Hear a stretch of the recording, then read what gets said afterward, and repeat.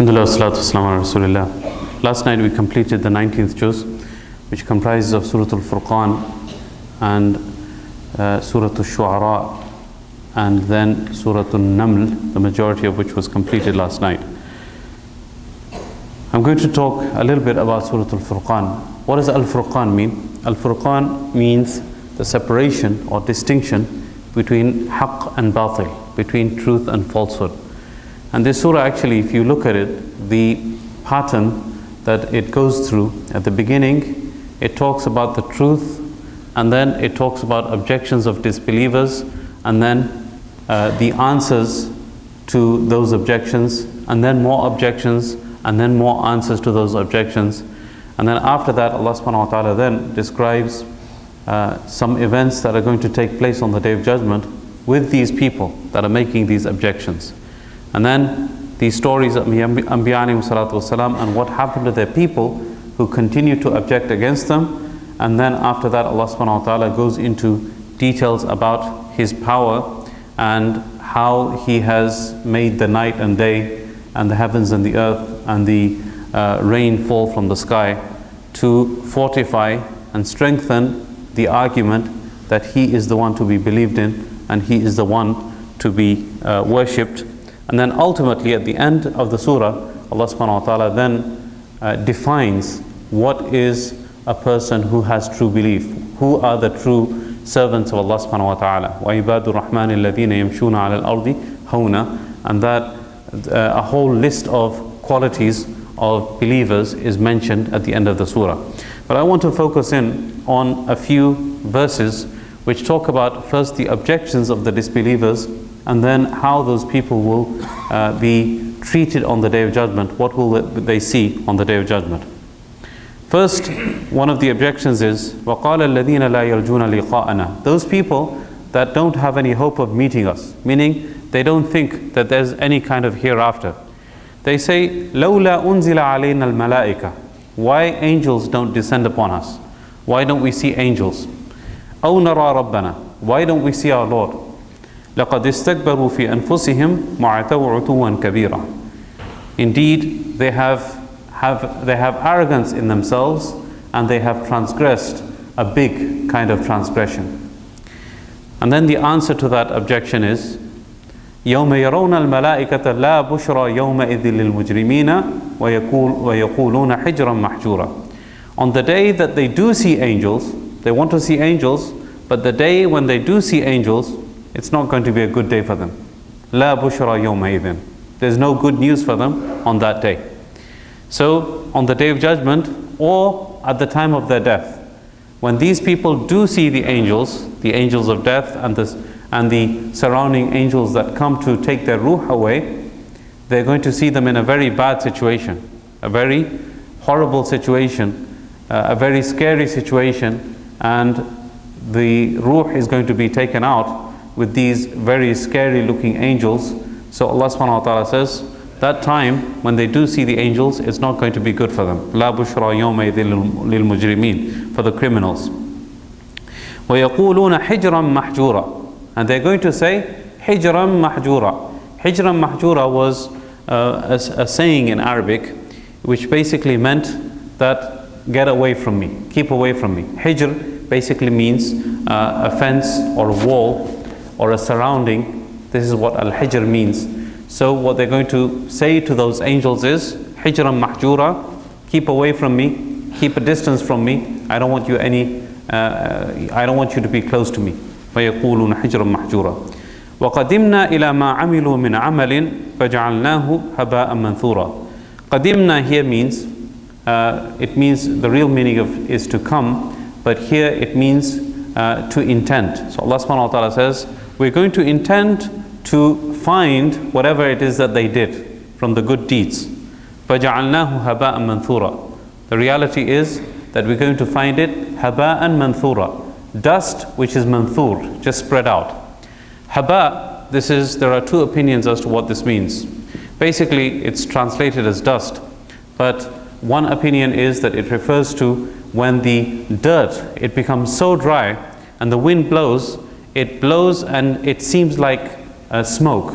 This is one opinion. And the other opinion is that whenever you're sitting in a room which has dust in it, and the sunlight's coming and filtering through the window, and you see the rays of light, and within the rays of light you see specks of dust flying in the air. So that is another opinion of Haba and Manthura. Somebody touching the mic? The other one.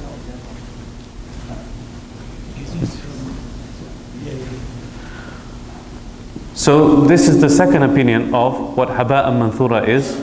This is the dust that you see when the sunlight is filtering into the house. Ashabul Jannati yawma idhin khayrun mustaqarran wa ahsanu maqila. Alternatively, so basically the deeds that they did, because they didn't have iman with the deeds that they did, those deeds are going to be wasted, just like dust in the air. Alternatively, Ashabul Jannah, the people who had belief, the people that had iman, Allah says about them, Ashabul Jannati yawma idhin khayrun mustaqarran wa ahsanu maqila.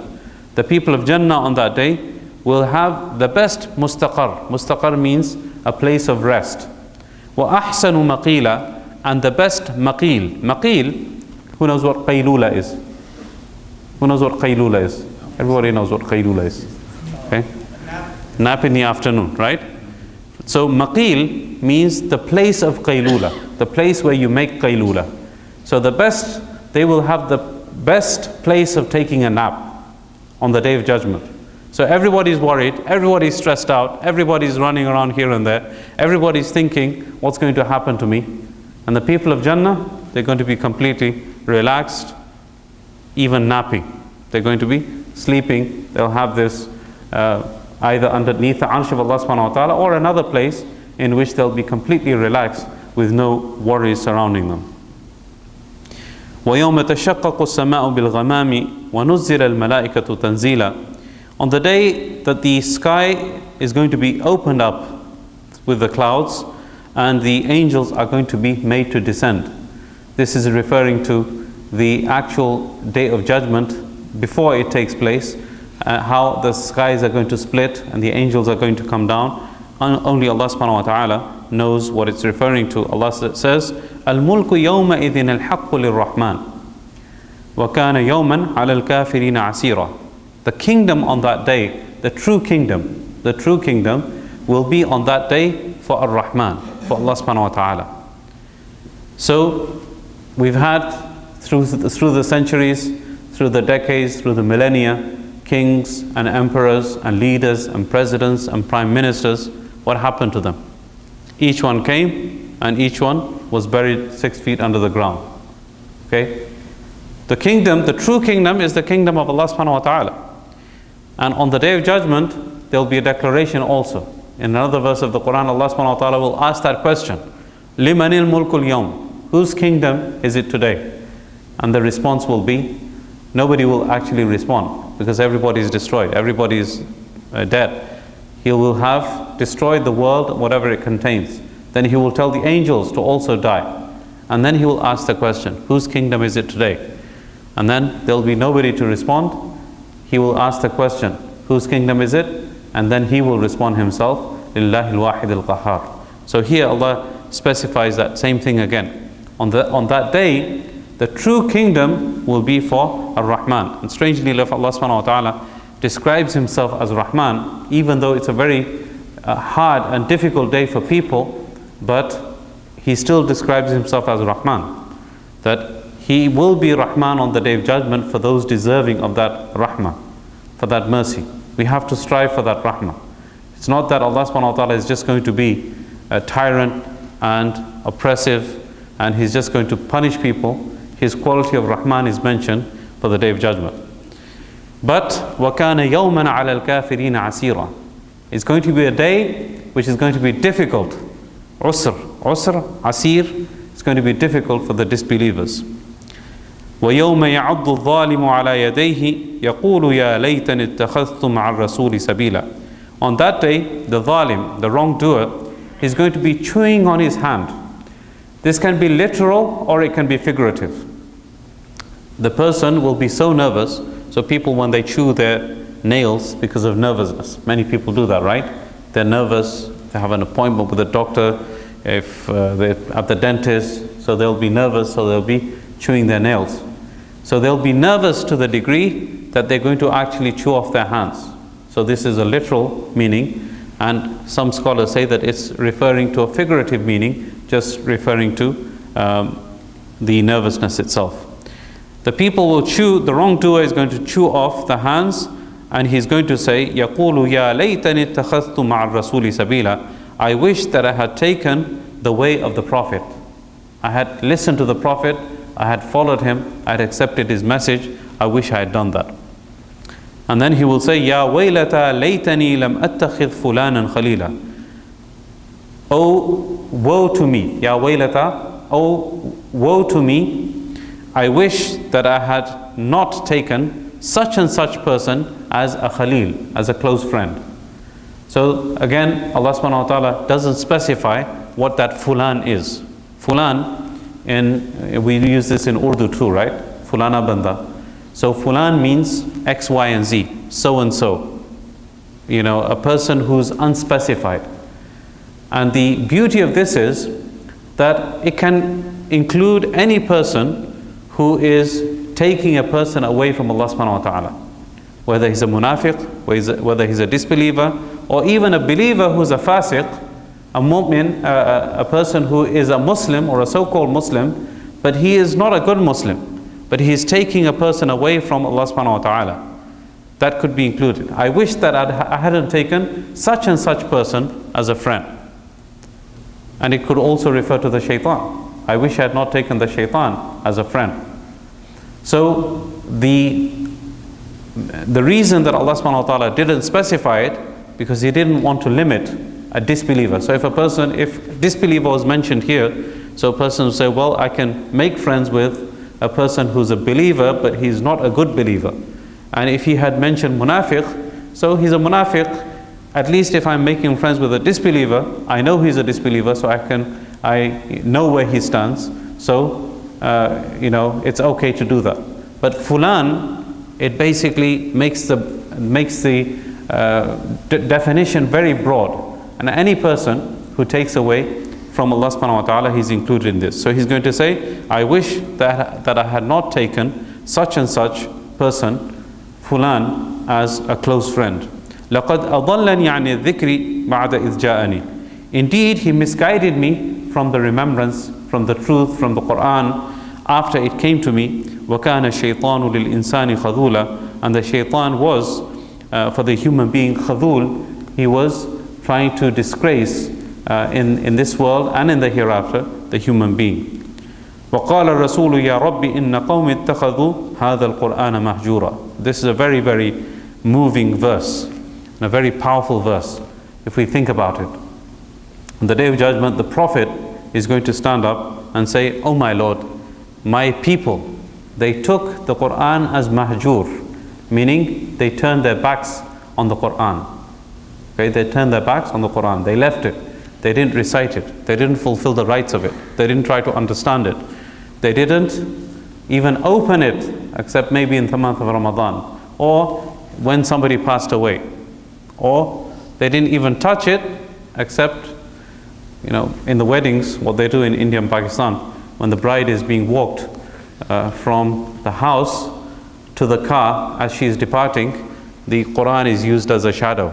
It's kind of like a good luck thing. I don't know if they still do it anymore. But this is again. So it was used for these kinds of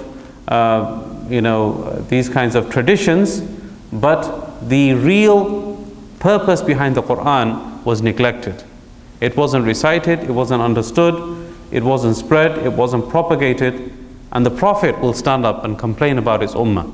Oh Allah, oh my Rabb, oh my sustainer, my people, they actually neglected the Quran. Allah subhanahu wa ta'ala then addresses the Prophet ﷺ as a kind of solace for him, to kind of give him some kind of relief that, O Prophet of Allah, this is not something that was only for you. All the prophets, they faced the same kind of problem. وَكَذَلِكَ جَعَلْنَا لِكُلِّ نَبِيٍّ عَدُوًّا مِنَ الْمُجْرِمِينَ وَكَفَى بِرَبِّكَ هَادِيًا وَنَصِيرًا. Similarly, this is how we made for every prophet enemies from the criminals. Meaning these kinds of objections that have been brought to you, O Prophet of Allah, and that have been mentioned throughout the surah, these objections were placed before all the Anbiya alayhi salatu wasalam. They all had enemies. They were criminals. Allah subhanahu wa ta'ala says, وَكَفَى بِرَبِّكَ هَادِيًا وَنَصِيرًا. And Allah subhanahu wa ta'ala, your Lord, is enough to be hadi, a guider, and a helper. So rely on Allah subhanahu wa ta'ala and trust upon Him. Allah subhanahu wa ta'ala, He is the one to rely upon. And then another objection, I'll just finish off with this. وَقَالَ الَّذِينَ كَفَرُوا لَوْلَا نُزِّلَ عَلَيْهِ الْقُرْآنُ جُمْلَةً وَاحِدَةً كَذَلِكَ. The disbelievers have the objection that why wasn't the Quran revealed upon the Prophet ﷺ جُمْلَةً وَاحِدَةً, all in one go? Why not give him the whole book at one time? Allah subhanahu wa ta'ala responds and says, لِنُثَبِّتَ بِهِ فُؤَادَكَ, so that your heart can become steadfast upon it. Meaning, you get a few ayat, you retain those ayat, memorize those ayat, put them into practice, understand them, ponder over them. Not only the Prophet ﷺ, but all of us. That we take a few ayat and we understand them completely, and then we move on to the next. And this is what the Sahaba used to do actually. They used to memorize Surah Al-Baqarah in many years. It used to take them many years. Why? Because the focus was not on memorization and just, learning it parrot fashion and just memorizing and retaining it, but it was two things or three things. They used to memorize and they used to understand the background of those verses, what was Allah subhanahu wa ta'ala trying to say to them, and finally practicing those before moving on to the next verse. This is what they did. لِنُثَبِّتَ بِهِ فُؤَادَكَ, so that your heart can be steadfast and firm with what we've revealed. وَرَتَّلْنَاهُ تَرْتِيلًا, and we are sending it down in the form of tartil. Tartil, this is to recite the Quran slowly. And I mentioned that earlier in Ramadan too, right? The recitation, how people have, in many cases, their objective is just to finish. Quickly. Just finish it as soon as possible. Finish Taraweeh within an hour. Any person who finishes within an hour, that's the masjid where we'll go to pray Taraweeh. But the real understanding, the real way that the Quran is supposed to be recited is slowly and surely, separating each and every letter and understanding and contemplating and focusing on every single word. وَرَتَّلْنَاهُ تَرْتِيلًا. Allah subhanahu wa ta'ala says about Himself that this sending down slowly, this is a form of tartil too. This is a form of reading it slowly. Then Allah subhanahu wa ta'ala says, وَلَا يَأْتُونَكَ بِمَثَلٍ إِلَّا جِئْنَاكَ بِالْحَقِّ وَأَحْسَنَ تَفْسِيرًا. Whenever these people, again, if they bring objections and examples and different arguments to you, whenever they bring them to you, Allah says, we respond by bringing in the ayat a response to those arguments with the truth, وَأَحْسَنَ تَفْسِيرًا, and a good response. So if the Quran was revealed all in one go, then what's going to happen is that, okay, where's the answer to our question? The disbelievers put in an objection to the Prophet, so Allah subhanahu wa ta'ala reveals verses as a response to those objections. They ask questions, Allah subhanahu wa ta'ala responds with an answer. So the book is revealed, but who's going to look for those verses? Where are the verses? So it becomes more, it confirms more to a person, and a person remembers it much more when the question is answered and the verse is revealed at that specific time. That's when it becomes more it becomes more firm, and a person understands it better rather than having the book and looking it up and looking for the answer. So this is another reason why Allah subhanahu wa ta'ala revealed the Quran slowly. With this we finish off And basically the Surah Al-Furqan is a very beautiful surah.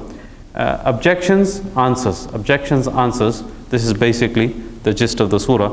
May Allah subhanahu wa ta'ala give us tawfiq to understand and practice what has been said and heard.